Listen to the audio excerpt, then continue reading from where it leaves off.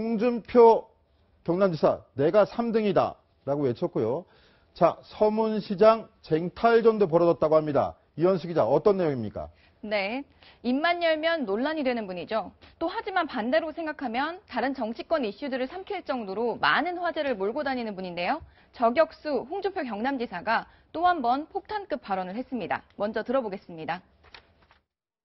만약 0.1%도 그럴 가능성이 없지만 없는 사실을 갖고 또다시 뒤집어 씌우면 내 노무현 대통령처럼 자살을 검토하고 됐습니까? 내가 유죄가 된다면 내 노무현 대통령처럼 자살하는 것도 검토하고 됐습니까? 지금 민주당 1등한 후보는 저거 대장이 뇌물 묻고 자살한 사람입니다. 네, 홍준표 지사 지난번엔 뇌물 먹고 자살한 사람, 이번엔 나도 자살하겠다는 말을 했습니다. 신멘토님, 이거 야당 도발을 일부러 부추기는 모양새 아니겠습니까? 홍준표 지사가 그렇게 전략적인 사람입니까? 그렇게까지 보지는 않는다. 그렇죠. 저는 그렇게 보지 않습니다. 저 사람 성정이고, 물론 결과적으로 봐서 노이즈 마케팅을 하고, 그 다음에 지지 세력을 결집시키고, 그 다음에 상대방, 적이 누군지를 분명히 함으로써 표를 끌어들이는 그런 역할은 충분히 됐습니다. 결과적인 논의고, 홍 경남지사는 예전부터 상당히 말에 있어서는 좀 저돌적인 사람입니다. 근데 그것이 정치되면서 관심을 끄는 사람이 됐다는 얘기죠. 예. 네, 그렇군요. 네. 이현수 기자, 근데 네. 최근엔 홍준표 지사가 특히 노무현 전 대통령을 계속 거론하는 경우가 많은데 이건 왜 그렇다고 보세요? 네, 저는 신고문님과 조금 생각이 다른데요. 아, 저는 그렇습니까? 홍 지사가 상당히 전략적인 사람이라고 생각합니다. 이번에 항소심에서 무죄를 받은 이후에 계속 노무현 전 대통령을 꺼내들고 있는데요. 이건 아마 문재인 전 대표 또한 노무현 전 대통령 얘기를 꺼내서 비판을 하고 있는 것. 이건 보수와 진보의 진영 싸움을 만들어서 지금 현재는 사실 최순실 게이트로 인해서 발생된 조기 대선이고 기울어진 운동장이라고 부를 정도로 정권 교체 분위기가 높아서 야권에 유리하다는 분석이 많이 나오는데요. 이걸 보수와 진보의 진영 싸움으로 맞추면서 약간은 좀 기울어진 운동장을 조정을 해보려는 게 홍 지사의 프레임을 맞추려는 그런 속셈으로 보입니다. 네, 그렇군요. 홍 지사의 이런 발언이 화제를 몰고 오는 만큼 라이벌들도 예의주시하고 있는 경향이 많은데 최석호 기자, 네. 오늘 한 명의 또 라이벌이 반응을 보였죠? 예, 김진태 의원 바로 SNS에 글을 올렸습니다. 자살을 검토하는 사람도 있냐? 국민을 상대로 협박한다. 어디 무서워서 국민 하겠냐? 이런 글을 올렸습니다. 그 홍준표 지사가 굉장히 과격한 발언에 대해서 얘기를 한 건데요. 아무래도 본선으로 가면 다른 야권 후보들을 네거티브 해야겠지만 지금은 경선에서 무조건 이겨야 되는 거기 때문에 홍 지사에 대해서 좀 더 각을 세우고 있는 것으로 보입니다. 그리고 제가 생각했을 때는 홍준표 지사 같은 경우에는 그 노무현, 박근혜 프레임을 같이 가져가는 것 같아요. 뭐냐? 박근혜에게 우병우, 김기춘이 있었다면 노무현에게는 문재인이 있었다. 비서실장과 민정수석을 모두 했으니까요. 그런 프레임을 가지고 계속 공격을 세우면서 좀 그렇게 가는 것 아닌가 그런 생각이 듭니다. 저는 이번에 홍준표 지사의 발언은 사실 그러니까 일타쌍피를 노린 거라고 보는데 사실 이번 발언의 질문이 뭐였냐면 대법원 판결이 나오지 않은 상황에서 출마를 어떻게 하겠느냐라는 걸 물은 상황에서 자신의 자신감도 드러내고 무죄라는 자신감도 드러낸과 동시에 이 노무현 전 대통령을 끌어들임으로써 정치 이슈화할 수 있는 키워드를 던졌다는 점에서 홍준표 지사가 저도 약간 전략적으로 노리고 노무현 전 대통령을 언급했다고 좀 생각합니다. 네, 신멘토님 말씀은 그렇게 홍 지사가 전략적인 사람이 아니라고 말씀을 하셨는데 우리 기자들은 또 다른 저는요. 제가 드리는 말씀은 결론적으로 전략적이었다는 결론적으로 예. 의도적으로 무슨 아주 정치한 그런 틀을 가지고 얘기하는 사람은 아니고 네네. 다만 굉장히 선이 굵은 사람이고 결과적으로 뭐 표를 얻었다는 얘기는 저는 했으니까 다만 제가 한 말씀 드리자면 홍준표 후보 경남지사의 머릿속에는 오히려 지금 이 순간보다는 20일, 30일 후를 보고 있다는 것이 맞을 겁니다. 우리가 기자들이 지금만을 보고 있는데 홍준표 경남지사의 전략이라면 제가 볼 때는 일단 하여간 자유한국당에서 1등해서 네, 그렇죠. 그 다음에 떠나간 바른정당 흡수하고 그 다음에 제3지대에서 아무것도 갈 데 없어서 혼란스러운 사람들 전부 끌어들이고 그리고 안철수 씨는 그대로 둔다면 3자 대결에서 그래도 그나마 제가 볼 때는 노려볼 수 있다는 큰 그림을 그리고 있을 걸로 추정되고 저는 그게 전략이다. 네. 저는 그렇게 봅니다. 일단은 넘어야 될 산을 왜 이 사람이 이 자유한국 시점에서 저렇게 그렇죠. 그렇게 길을 쓰고 있을까? 네. 저는 가능성이 조금이라도 있다고 보는 부분이 있을 거 아닙니까? 네, 네. 그 가능성은 도대체 뭔가? 라고 보면 그런 큰 그림을 그리고 있을 것이라는 게 제 생각이고 그것이 홍 지사의 전략일 것이다. 네. 홍 지사가 정말 어마어마한 그림을 그리고 있는지 결과를 그렇지 좀 나중에 않고서는 제가 볼 때는 봐야 되겠습니다. 예. 승산을 기대하기 어렵기 때문에 아마 웬만한 사람이라면 그런 코치를 할 것이고 그렇게 본인도 움직일 것으로 추정이 됩니다. 네. 근데 이현수 기자, 네. 이게 홍 지사의 전략적인 면일 수도 있겠는데, 홍 지사의 구설에 올랐던 발언, 과거에도 여러 번 있었잖아요. 네, 사실 많죠. 저도 심고모님이 말씀하신 부분 중에서 이게 홍 지사의 기본 성정이라는 표현에는 사실 강력하게 공감을 합니다. 막말하면 홍준표, 그래서 홍트럼프라는 별명까지 붙었는데요. 홍 트럼프. 네, 가장 기억에 남는 게 2010년 당대표 경선 토론에서 당시 안상수 후보와 이른바 개싸움 논쟁이 붙었습니다. 이게 당대표를 뽑는 전당대회 토론에서 나온 얘기인데요. 홍 지사가 옆집게가 짖는다고 2천만 원 손해배상 청구 소송을 했다는 얘기를 갑자기 꺼낸 겁니다. 여기에 대해서 안상수 당시 후보는 아니 애가 고3이어서 옆집에서 개를 10마리 키워서 입시 공부에 방해가 돼서 소송을 했다. 또 이렇게 해명을 내놨고요. 여기에 대해서 홍 지사가 일격을 날리죠. 자기 지역구에 사는 옆집과 얘기도 안 되는 분이 어떻게 당내 화합을 하느냐. 당시에 친이 친박이 상당히 격앙돼 있었고 그래서 뭐 지금 당대표 뽑는 경선 조금 작아 보이지만 당시에 엄청 치열했습니다. 그렇기 때문에 이런 개싸움 논쟁을 끌어들이면서 사실상 홍준표 지금 현재 지사가 승기를 잡는 듯 했으나 뭐 사실상 결과적으로는 홍 지사가 지고 안상수 당시 후보가 이기는 결과가 나왔는데요. 이렇게 개싸움으로 새로운 논쟁을 만들기도 하고 또 때로는 우기기 전략으로 상대를 꼼짝 못하게 만들기도 했습니다. 네, 목소리 들어보겠습니다. 제가 이 자리에서 5분 발언을 했습니다. 그 시간에 지사님이 영화 예고편 감상하고 계셨죠. 예, 장수상에 봤습니다. 그래 되는 겁니까? 아니, 말은 야한 동영상을 본 것도 아니고, 내 잘했다고는 이야기 안 하지만, 굳이 잘못됐다고는 생각하지 않습니다. 그런 걸 가지고 시비 거는 것도. 어떤 내용이냐면, 김진태 의원, 탄핵에 맞선 용기 있는 유일한 사람이라고 지켜 세웠는데, 신고모님, 예. 이게 김진태 의원을 칭찬한 겁니까? 아니면 친박 끌어안기라는 뒤에 수까지 두고 있는 건가요? 저거 이렇게 보시면 돼요. 저기 탄핵에 맞서 용기 있는 사람인데 내 상대는 안 된다. 아, 그렇군요. 예. 내 상대는 안 된다. 예. 그 내 상대는 안 된다고 얘기한 것과 그건 비난한 거죠. 네네. 그런데 저기 요번에 저는 뭐 탄핵에 맞선 용기 있는 사람이다 하니까 칭찬한 거니까 비난과 칭찬을 같은 레벨에 놓고 이 사람이 비난하는 사람이 왜 칭찬하지? 이렇게 보신 거죠, 지금. 네. 그게 아니라 칭찬은 해줬는데 내 수준은 안 된다. 내 아래 후배고, 그렇죠. 그러니까 내가 그 밑에서 열심히 윗사람으로서 칭찬하는 거다. 밑에서 열심히 이 정도 하고 있는 사람이다. 수준이라는 말씀이시죠? 네, 실제로 뭐 TV 토론을 했는데요. TV 토론을 할 때도 장외 설전이 워낙 험악했기 때문에 또 두 주자가 엄청 맞붙는 게 아니냐라는 관측이 나왔는데 오히려 엄청 점잖했고 홍준표 지사가 양아치 친박이라고 표현을 했는데 김진태 의원이 나도 포함되느냐라고 직접적으로 물었습니다. 근데 홍 지사가 김 의원은 포함이 안 된다라고 선을 그으면서 오히려 약간 친박계 표심을 얻으려는 그런 끌어안기를 하는 모양새가 확실히 보였습니다. 네, 그렇군요. 서한원 기자. 어떻게 보면 자유한국당 쪽에서는 저렇게 막말 논란이 이게 벌어지지 않도록 막을 의무도 있고 필요도 있을 것 같은데 홍 지사 발언에 대해서는 막는 분위기는 아닌 것 같아요. 제가 보수권 인사에게 한번 전화를 해서 이런 상황에 대해서 물어봤더니 이런 평을 해줬습니다. 눈에 띄는 선수가 크게 없지 않느냐 이런 평을 해줬는데 이런 면에서 일단 이슈를 만들 수 있는 선수가 필요한 게 지금 자유한국당의 입장이고 그런 면에서 이 홍준표 지사의 노이즈 마케팅은 상당히 효과적일 수 있을 것 같습니다. 그래서 그런지 이 임명진 자유한국당 비대위원장 이번에 이 홍준표 지사의 자살 검토 발언에 대해서 굉장히 우호적인 발언을 내놨습니다.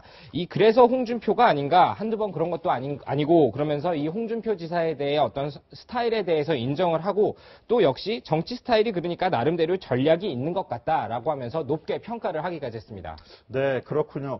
홍준표 경남지사 조금 전에 심규선 멘토의 말씀대로 아직은 자유한국당도 넘어야 되고 본선도 넘어야 되고 넘어야 될 강이 많은데 여러 구설에도 일단은 자유한국당 주자로서는 굉장히 두각을 나타내고 있습니다. 근데 문제는 본선이죠. 본선에서 얼마나 표의 확정성을 갖고 있을까 이것일 텐데 최석호 기자는 어떻게 생각하시나요? 그 여권에서는 기대감이 많이 있을 겁니다. 오늘 임명진 자유한국당 비대위원장도 내가 보기에 최근 지지율 변화에 관심을 가지고 보고 있고 굉장히 기대감을 드러낸다 이렇게 표현을 했는데 이거 보면 제가 생각했을 때입니다. 확장성이 크지는 않을 것이다 이렇게 생각을 하는데요. 왜냐하면 본선에 진출하면 중도층 표를 흡수해야 당선이 될 수 있습니다. 하지만 홍준표 지사나 김진태 의원 모두 너무 보수 프레임에 휩싸여 있다는 지적이 많거든요. 그리고 지금 현재 그 여권에서는 1등 주자라고 하지만은 여권 후보들, 범여권 후보들을 다 합쳐봤자 지금 10% 초반입니다. 지지율이요.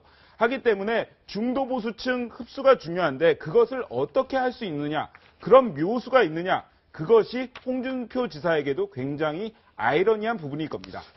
신멘토님, 조금 전에 지금 최석호 기자가 홍준표 경남지사의 표 확장성은 그리 크지 않다 이렇게 부정적으로 해석을 했는데 신멘토님 보시기에는 지금 어떻게, 그렇습니다. 지금은 그런데 맞다. 맞습니다. 지금 맞는데 이렇게 생각하셔야 돼요. 지금 6명이나 나와 있지 않습니까? 네네, 그렇습니다. 그것이 4명으로 줄어들고 2명으로 줄어들고 하는 과정에서 굉장히 사람들의 심리라는 것이 홍준표가 만약에 혹시라도 홍준표 후보가 1위가 된다면 혹시라는 생각을 갖게 되고 그럴 경우에는 표가 의외로 쏠림 현상이 굉장히 많이 갑니다. 특히 지금 어디 갈까 사실은. 그렇죠? 될 수 있는 사람을 한번 몰아주자는 그런 분위기가 자유한국당에도 있는 것으로 추정이 되고 그것이 확장이 돼서 국민들, 보수적인 성향을 가진 사람들이 글로 몰린다면 표의 확정성은 조금 늘어날 것이다. 자, 여기서 정리해보면 홍준표 경남지사가 표의 확장성은 떨어질지 모르지만 보수표의 결집력은 갖고 있다라고 볼 수 있습니다. 그러니까 홍준표 지사의 어떤 능력이라든가 성정이라든가 이런 것이 중요한 게 아니고 보수의 대표라는 그런 어떻게 보면은 레벨 네, 이것이 힘을 발휘할 그런 가능성이 있다는 게 제 판단입니다. 네, 그렇군요. 근데 최석호 기자, 오늘 홍준표 경남지사가 내가 3등이다 이렇게 또 SNS에다 글을 올렸습니다. 이게 무슨 내용입니까? 근데 저기 홍 지사는 자기는 지지율에 대해서 연연하지 않는다고 계속 말씀을 하셨는데 SNS에는 그렇게 얘기를 했어요. 그런데 중요한 게 있습니다. 3월 3주차 여론조사인데요. 저게 3월 18일 날 그 공식 출마 선언을 하기 바로 하루 전에 3월 17일 날 하루 한 겁니다. 조사를 하루 한 겁니다. 그래서 오차 범위 내에서 이재명, 안철수 전 대표를 앞선 것으로 나왔는데 그것은 좀 있다가 다시 보니까 또 떨어졌어요. 하니까 그 일희일비할 부분은 아닌 것 같다. 이렇게 말씀드릴 수 있겠습니다. 다만 그 하루 17일날 하루 지지율이 급격하게 올랐다. 본인이 출마 선언을 하기에 앞서서 그렇죠. 기대감을 나타낸 거죠. 그런 표현을 한 거군요. 네. 반면에 홍준표 경남지사의 경쟁 라이벌 구도를 형성하고 있는 김진태 의원 오늘 대구를 내려갔습니다. 서한환 기자. 태극기 부대도 동행했다는데 어떤 모습이었나요? 네, 뭐 일단 홍 지사는 라이벌이라고 생각하지 않는 것 같긴 하지만요. 지금 일단 어쨌건 설전을 벌이고 있는 이 김진태 의원 오늘 이 TK를 찾았습니다. 우선 그 성주에 있는 조부모의 묘를 찾았는데 이 30명 정도의 이 태극기 그 부대가 이 자리에 동행을 했고요. 또 서문시장까지 갔는데 이 서문시장 방문 전에 특히 이 구미에 있는 박정희 대통령의 생가를 방문을 했습니다. 이때 이 태극기 물결이 함께 애극기를 부르는 진풍경도 벌어졌는데 영상 함께 보시겠습니다. 뿌리 찾기입니다. 우리 조국 근대화에 뿌리가 있는 이 박정희 대통령 생가를 찾았습니다. 친북 정권이 들어오는 것은 절대 용납할 수 없다. 대한 사람 대안으로 길이 보존하. 김 의원을 따라 나선 지지자들은 한 500여 명까지 불어났다고 하는데요. 이번 어떤 움직임은 향후에 그 자유한국당의 대선 후보가 선출될 때까지 그 친박단체들이 김진태 의원에게 상당한 지지를 보낼 것으로 보입니다. 자, 친박단체들의 지지, 신멘토님, 그 좀 전에 영상 보니까 조원진 의원도 동행한 모습이 보입니다. 지역구가 그 근처니까 뭐 내가 볼 때 지지 의사를 표시한 걸로 보입니다. 아, 그렇군요. 그렇죠. 아니면 친박계가 김진태 대선 후보를 중심으로 다시 뭉치거나 재기를 시도하는 저는 이런 그런 모습은 일은 아닌가요? 그런 일은 없을 거라고 봅니다. 아, 그런 일은 없을 왜냐하면 것이다. 김진태 후보나 홍준표 후보나 무슨 엄청나게 그 카리스마를 가지고 당내를 전부 장악하고 있거나 대세론을 확정지은 사람들이 아니거든요. 그러니까 지금 그런 입장에서 누구 특별하게 그 누구 한쪽한테가 쏠릴 그런 이유는 없다고 보고, 저는 저걸 보면서 김진태라는 그 국회의원이 초창기에 촛불에 대해서 굉장히 비판적인 말을 해서 굉장히 구설수에 올랐지 않습니까? 근데 여기까지 왔다는 걸 보면은 제가 볼 때는 누구 말대로 고집도 오래 가면 소신이 되는 거구나, 그런 생각을 좀 갖게 됩니다. 고집도 오래 가면 소신이 된다라는 말씀을 해주셨는데, 이현수 기자, 네. 고집인지 소신인지 김진태 의원 오늘 대구 서문시장도 갔다고요. 네, 그렇죠. 서문시장으로 사실 한 차례 홍준표 지사와 설전도 벌인 적이 있습니다. 박근혜 전 대통령을 지우자고 해놓고 왜 박 전 대통령이 정치적 고비마다 찾았던 서문시장에서 출마 선언을 하느냐라고 꼬집었는데, 거기에 또 홍 지사가 뭐 서문시장이 박근혜 전 대통령 거냐 이렇게 흥분을 하기도 했는데요. 오늘 서문시장을 찾은 김진태 의원, 태극기 집회 지지자들이 훨씬 더 많이 모였습니다. 그 전에 박정희 전 대통령 생가에서보다 더 많은 지지자들이 모였고 열광을 하는 모습도 서문시장에서도 애국가를 한 번 더 불렀다고 하는데요. 이제 확실히 지지자들의 마음, 태극기 집회에 참석하는 지지자들의 마음은 김진태 의원에게 가 있는 것 같은데요.